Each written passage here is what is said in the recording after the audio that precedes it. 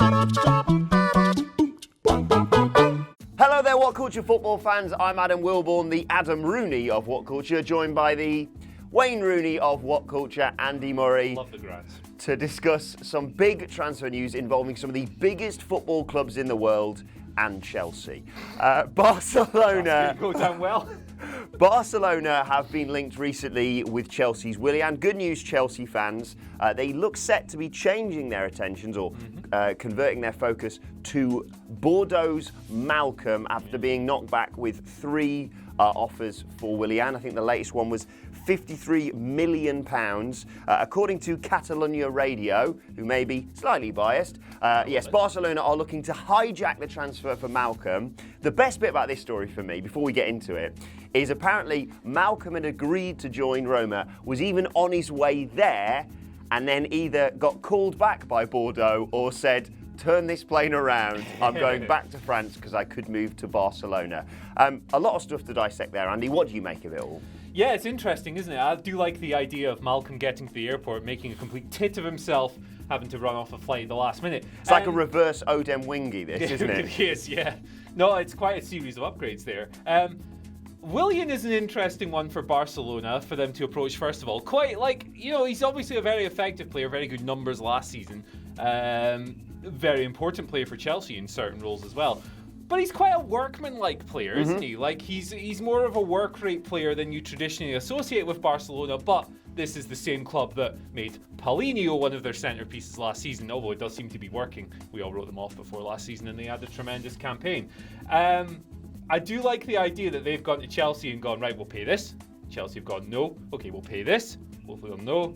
Okay, screw you, we're going for Malcom. We'll go for a cheaper Brazilian. Yeah, a cheaper Brazilian who is very good on FIFA, I might add, but that, unfortunately, is about the extent I know of the fella. I read a very interesting theory that Barcelona may have waited for someone else to bid and get a deal agreed for Malcom, so they couldn't get the sort of post-Neymar money bump on their transfer fee. So they go, oh, hang on, you agreed with Roma, they only have to pay this much. We'll pay the exact same, and he clearly would like to come to our club more than that. Feel a bit sorry for Roma, because they will no doubt chuck all the Alisson money at this problem, and it may not solve it. Yeah, absolutely, and it's kind of a shame for them as well, because they've had quite an exciting transfer window so far with players like Pastore coming in. Obviously, losing Alisson is a bit of a ball ache, but they were all set. If they got Malcom in, they were all set for a nice, exciting season, maybe push Napoli and Juventus a bit further up the championship stakes, but it's hard to feel too sorry for them in the end. It's football. Indeed.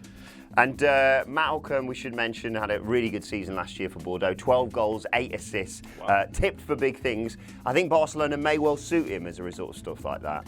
You'd think so, yeah. I mean, there is a window there for exciting younger players to come in. Obviously, Dembele hasn't quite broken into the team there yet on a permanent basis, but, he's still young. It would certainly set Barcelona up for a long, long time as well if he develops. It strikes me that Barcelona are not necessarily for next season, but looking forward, say, 5 years, are preparing for the loss of the likes of Messi. Not necessarily the loss, but them to slowly diminish a little bit. Yeah, I mean, obviously Iniesta's moved away to China, Japan? He's moved away. Japan, he lost his first game, I think, yes. Oh, did he? Silly sausage. What is he doing? That's another level to this Malcom deal as well. Like, he could feasibly be there for like 8-10 years, whereas Willian's, 29 years old? For a player whose game is largely based around work rate, he's obviously very skillful as well.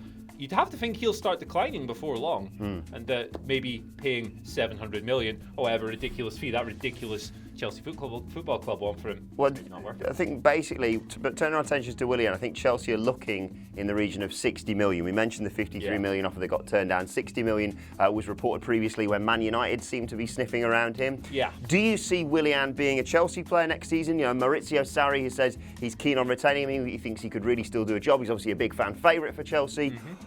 But we know Man United are wanting someone like Willian. We know obviously that he's got history with Mourinho.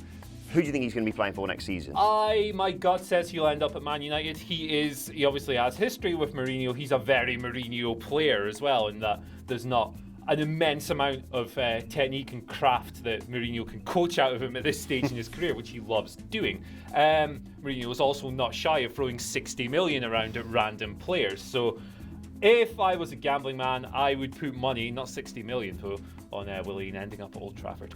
Then again, if Richarlison goes for 50 million, yeah, who knows nowadays? Let us know your thoughts in the comment section below about Malcom to Barcelona, Willian at Chelsea or Manchester United, and your favourite fancy players with boring names. Malcom, Fred, yeah. Willian. Willian's quite interesting. Yeah, Tony Bone.